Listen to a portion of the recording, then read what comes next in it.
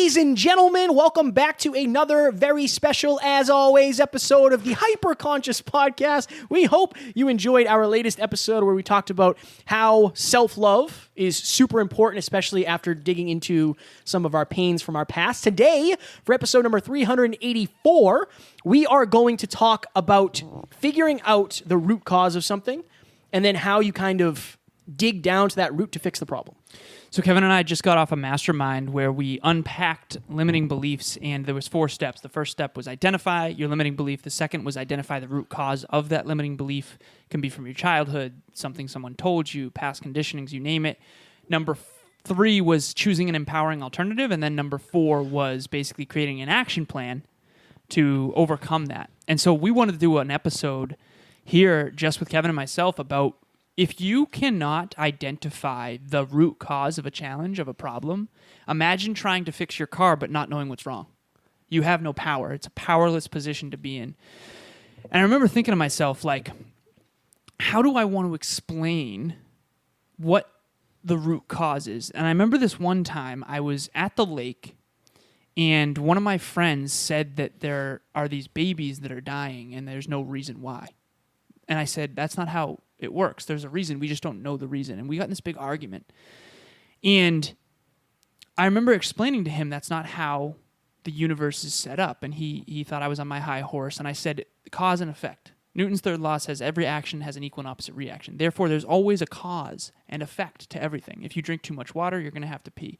The whole universe is cause and effect, yin and yang. And so right now, we want to help you identify how do you identify the actual root cause? Because if you draw the wrong conclusion, you're going to get the wrong solution. Yeah, we've been in the book club, we've been reading The Biology of Belief. We're just about done. And they're talking about what is it called? You take a medicine, but it actually doesn't do anything. It's placebo effect. effect. The placebo effect. What is the placebo effect? You're not getting to the root cause. Right.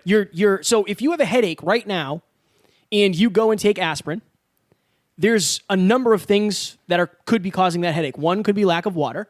And if you're always healing the pain and you're not getting to the root cause, you may never figure out what it is. And you may never actually fix it. Right. I always say that to people, like, oh, I have a headache. Drink more water first. Yeah. First. Like, I try never to take medicine, like, pain medicine really, because I know that it's probably not, and it depends. Like, if you're injured, sure. But like, if you have a headache, most people are dehydrated. That just is what it is. We'll put it this way. The root cause is not that you're not taking enough Advil. Right. You know what I mean? Right. The root cause, there's a reason why you have a headache. And Right. if you don't ever identify why that is, there was a client recently who struggles with chronic fatigue. And we had this really empowering call. For me, anomalies bug me. I've said that before. Anomaly to me is something that doesn't fit the pattern. And I remember asking her, like, okay, what is the biggest bottleneck to your long-term success? That's a question I often ask on my coaching calls. And she said, honestly, I'm just always tired. I have chronic fatigue. And I've been coaching this person for a long time. And I'm like, okay, well, what's your stimulant timing like? So, like, when do you take caffeine? Do you take coffee in the morning? She's like, oh, coffee doesn't help. I'm like, okay, well, are you getting enough sleep? That's one of the main pillars. She's like, yeah, I've been getting a ton of sleep. And honestly, sleep doesn't really help. I said, okay, well, imagine a day where you get 8 hours of sleep versus 5 hours. Do you notice a difference? She said, honestly, there's no noticeable difference. And in my head, I'm like, not computing. Doesn't make sense, right? We went through a few other things. And eventually I was like, what is going on? It turns out she has a very rare medical situation that I was like, wait a minute. I bet you if we look that up, chronic fatigue is probably one of the symptoms. So we looked it up, and literally she shared screen because we're on Zoom, and she was like, oh my God, I never realized. It said always tired, chronic fatigue, all this stuff. And I'm like, it makes sense.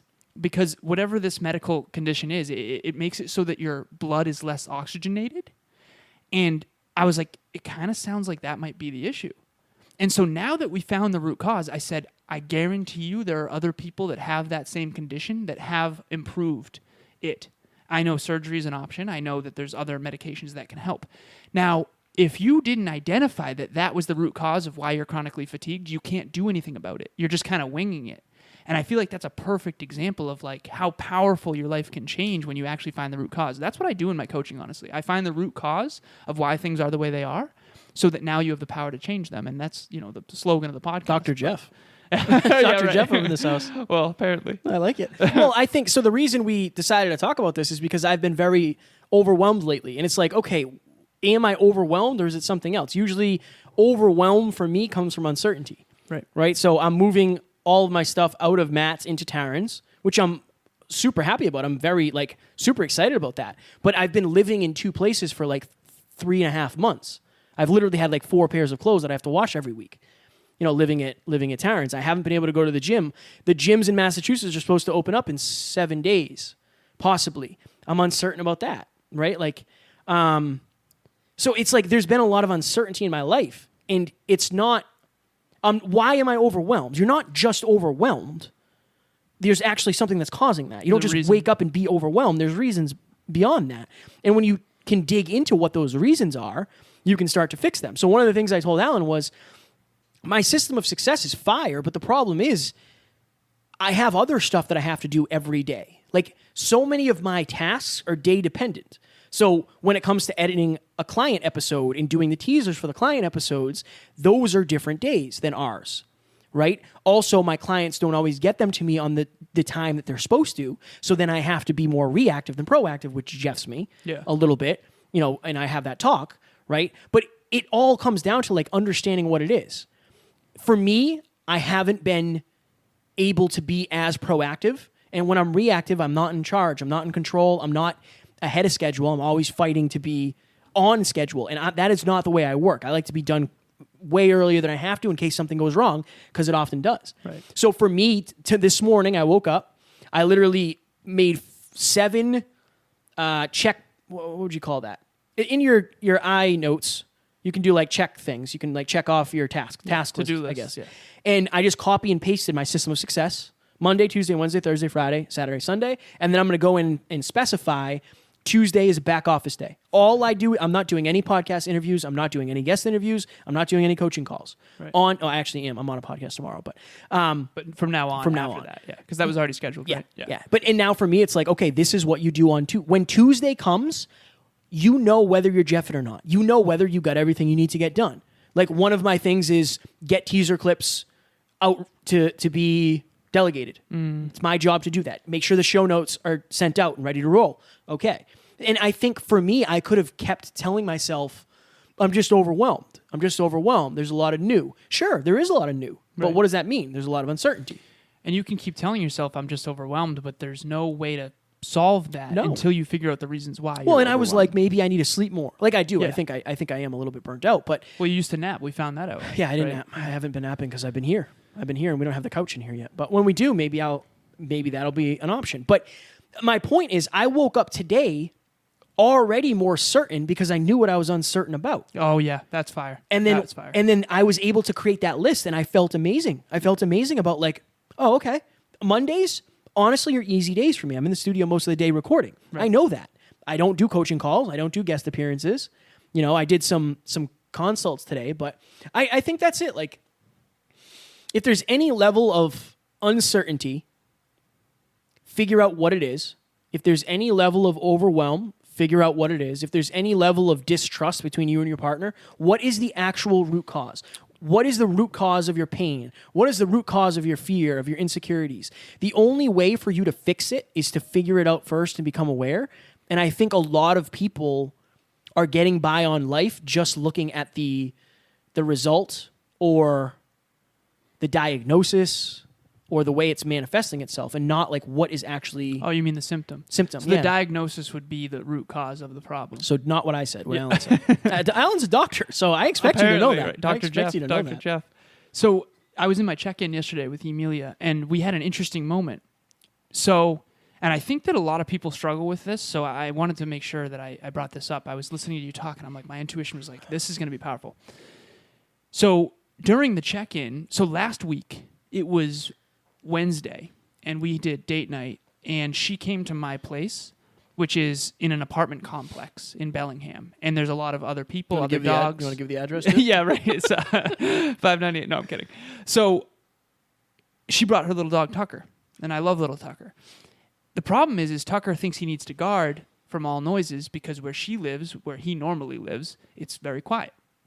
And so every noise Tucker hears, because he has better ears than we do, and he barks. And so on Wednesday night, he kept us up all night. And Emilia and I were in our check-in, and she was so grateful for how sweet I was to her during that, because I got, honestly, almost no sleep. He woke us up every hour. And in my mind, I'm thinking, okay, I love her so much. I love little Tucker. I understand why this is happening. He's trying to guard us. And it's a new environment, and he's scared. I totally get it. Eventually, we took him out of his crate, and we tried all these other solutions. Like, we tried to put the crate in my closet. We tried to put it in the living room. We tried to take him out and, like, sleep with him in bed. And then he woke us up at 6 a.m., like, licking our ears and stuff. And he's so cute. But at the same time, it's like, I got to sleep, right? And we were up all night, so 6 a.m. is very early because we didn't get to bed. Long story short, we're in the check-in. She's so grateful for how I handled that and how I was so loving. And we had breakfast this morning, coffee in the morning together. We read books together. It was great. Great morning. Ended up being a great morning, even though these challenges were happening. What I ended up telling her was what happens in a lot of relationships is people fall in love and then they future pace.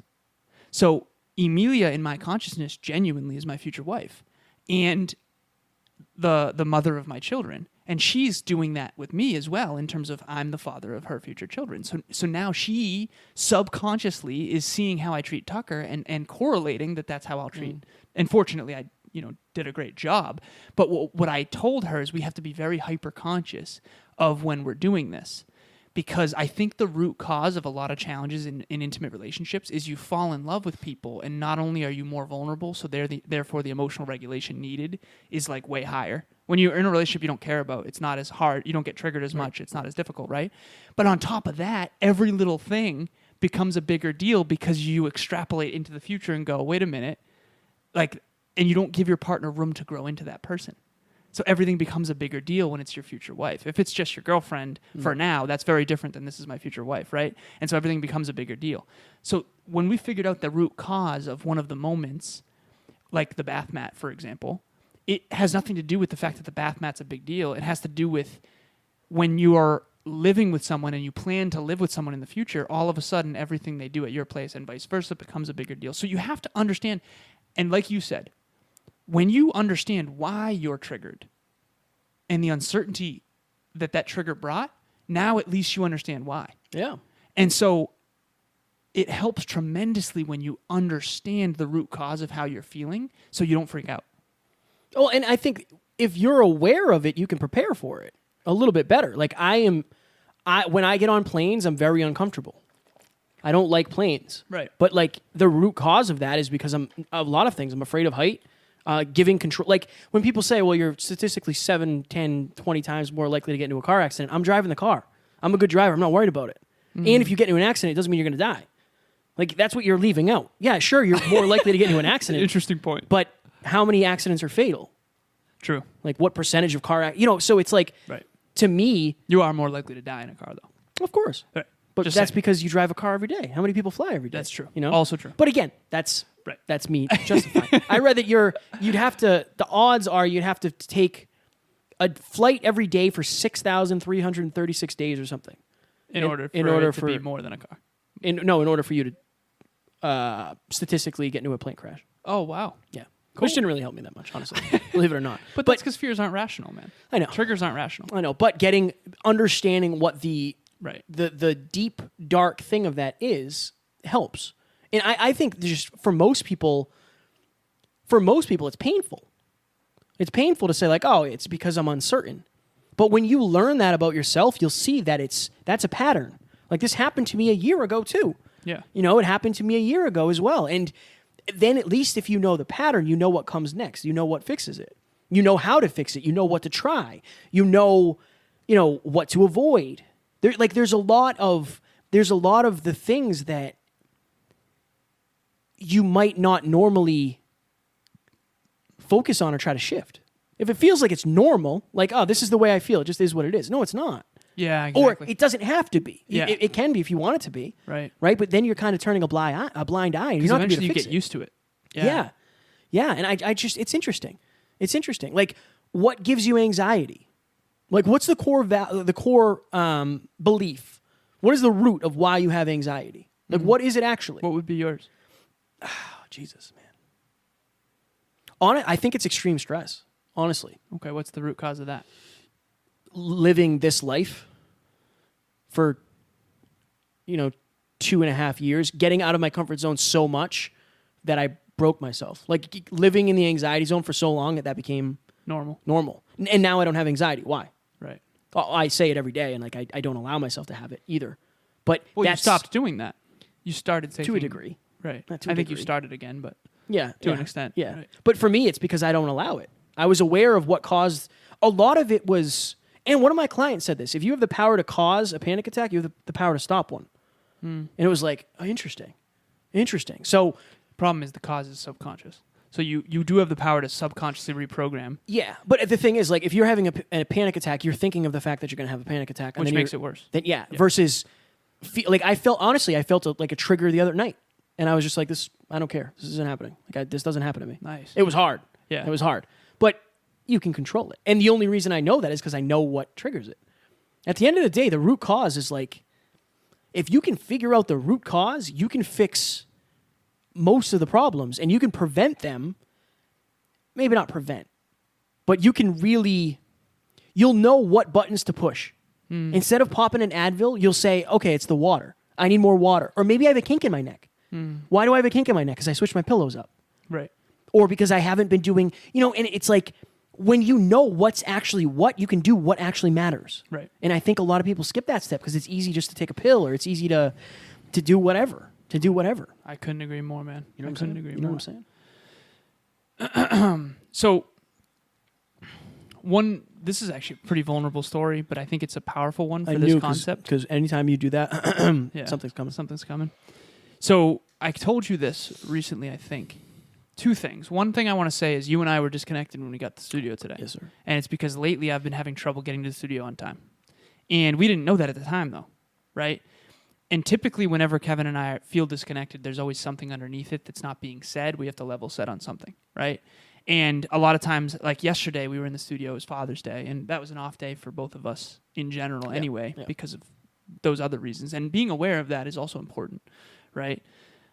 But I remember asking, like, what do you want to talk about? This, and I would keep getting, like, we've since figured out, that you were in a lot of uncertainty for many reasons. And I think this is the point that I want to make. It's not always one reason, but there's one that's the most important. So, for example, when I said, why are you uncertain? Are you good? It's like, there's a lot of things you could point to that are valid, but is that the deepest one? And is that the biggest one that's causing it? And the biggest one we found out today, and now we're super connected, is that it's been bothering you that I've been late a lot lately because that's compounding your already existing uncertainty. Yeah. And once we talked about that, now we're good. And we actually might do check-ins as a business partnership type of check-in. I think that's valid. Yeah. I genuinely do. Right. But we never would have got there. Yeah, I think asking questions is everything.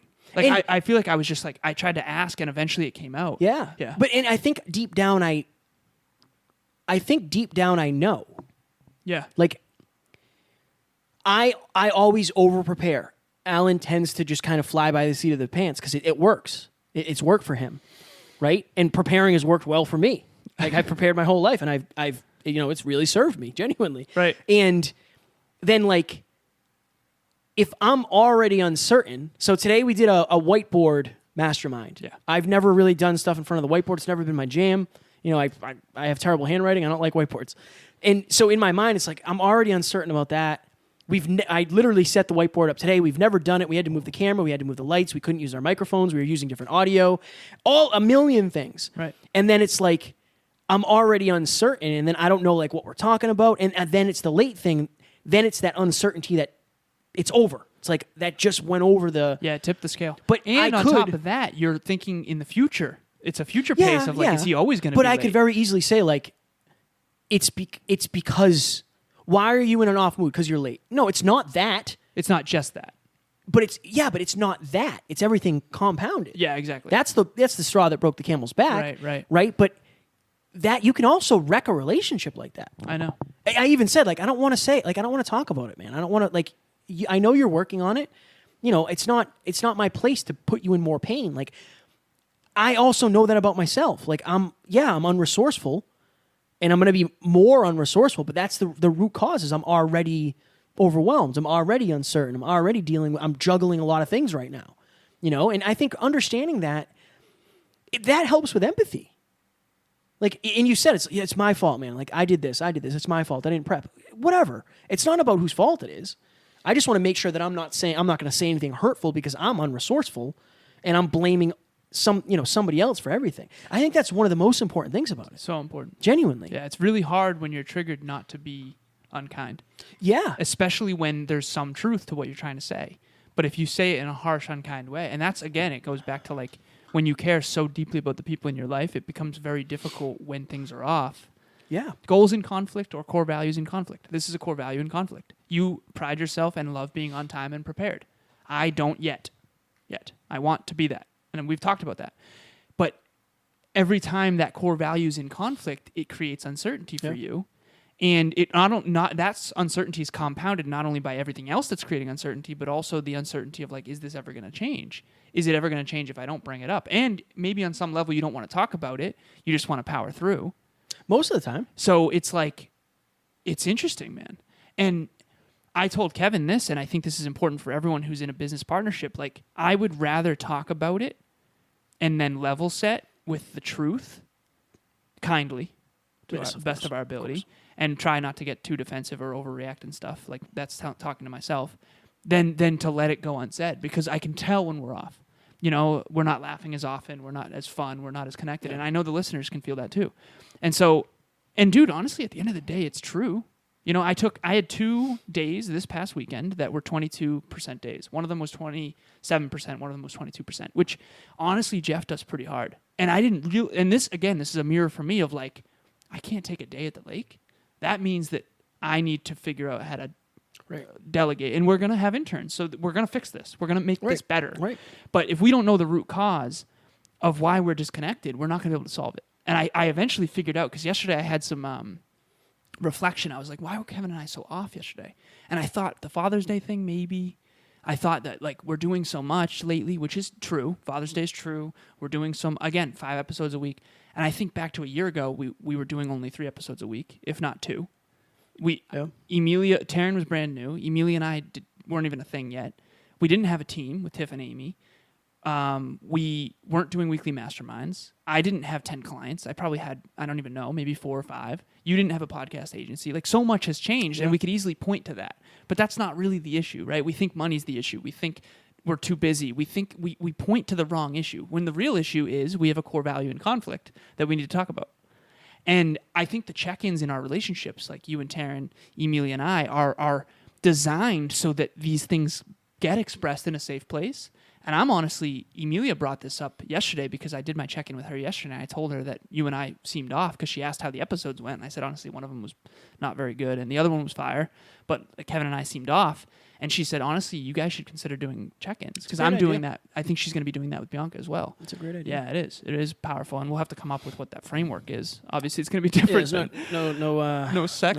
No sex in there. But I honestly think about it, though. What one of the basic human needs is not getting met? If you're dealing with something, we've got a minute and a half here. If you're dealing with something, there's a good chance one of your basic human needs, so certainty, variety, love and connection, growth, contribution, and significance. Yeah. Which one of those, honestly, let's be real, and this is in the moment. When you're late, I don't think I feel significant. Right. I think I feel less significant. Yeah. Right? But of course. But like it's not important to me. Yeah, like it's right. And subconsciously. Yeah. And somewhat consciously, I'm sure. Right. Somewhat consciously, I'm sure. But there's a reason that your root cause is probably one of those. It's probably one of those. Dude. Breakthrough. That was a breakthrough. So remember at Top Notch Live when you saw Emilia and I in the front? Oh, yeah. And you thought that we were in the front enjoying Brandt's presentation? They were holding hands and smooching, and I'm running presentation, PowerPoint presentations. Yeah, and you're doing mic running and PowerPoints and all that stuff. So Kevin thought that Emilia and I were just enjoying ourselves at the event while he had to do everything. And you ended up having the wrong root cause because Ryan Bliss, who was our videographer, said, can you please go sit in the front 2 chairs? Right. Because we don't want to show an empty audience. We don't want to see empty seats. And I said, yeah, of course. So we were actually doing what we believed was best for the event. And by the way, that was because some other people were not doing their jobs. We won't get into that. But you got to understand the root causes. And I remember when we level set on that, it was like, oh, wow. And so one thing I want to say to everybody too is maybe check in, because the thing you're assuming might not be true. And if it is true, at least you can talk about it and then figure out a solution together. Dude, I'm so convinced that like working on a team toward a common goal is like one of the most challenging things in the world. If you have an ego, if you get defensive, if you can't express your truth, it's never going to work long term. And I think that you and I are learning that that's probably the biggest challenge in the world. I think being successful is easier than being successful and in love. And I don't mean just love in terms of like an intimate relationship, but I mean, because success without fulfillment and without love is failure, in my opinion. And so if you're out there right now, stop drawing conclusions in your own head. And if you do, at least check in and make sure that they're true. Because, dude, what if you went on believing that forever? Well, even you had no idea what my day was like either. I know. That's the thing. I was literally running around anxiety all day and giving a speech and and neither of us knew what the other person was doing. I know. Because we were both doing what we thought. It's super important. And we're outside our comfort zone because we've never done this before. Right. This is our first time ever, hosting an event where we did host the whole thing, basically. Yes. And I'm okay with saying that. If you feel like you're out of your comfort zone, oh yeah, because you have never started a podcast or grown a podcast, or created teaser clips, or gotten A-level guests, A-list, A-level. Yeah, I had to pick one. I just decided to do two. Expert. I am doing free 30-minute podcast. Oh my god, best plug of all. Right, you guys don't want this. I'm doing free 30-minute podcast consultations where we chat about your show, your goals, your equipment, your teaser clips, what services you're using, what you're doing. Like, I'm learning very quickly that when it comes to podcasting, there's a lot of discipline, there's a lot of consistency, and there's a lot of people that aren't doing that. And they're starting their shows because they want to make money. That's fine, but that money takes time, and you have to do everything else very well first. So if you're looking, if you're a new podcaster, you want to talk, 30 minutes free. I'm not going to sell you on everything. Email me, Kevin@thehyperconsciouspodcast.com, at NeverQuitKid on Instagram. I think all of our stuff is on the website too, so you can get me through there. We probably have like 2 minutes. The camera's going to shut off. Oh, okay.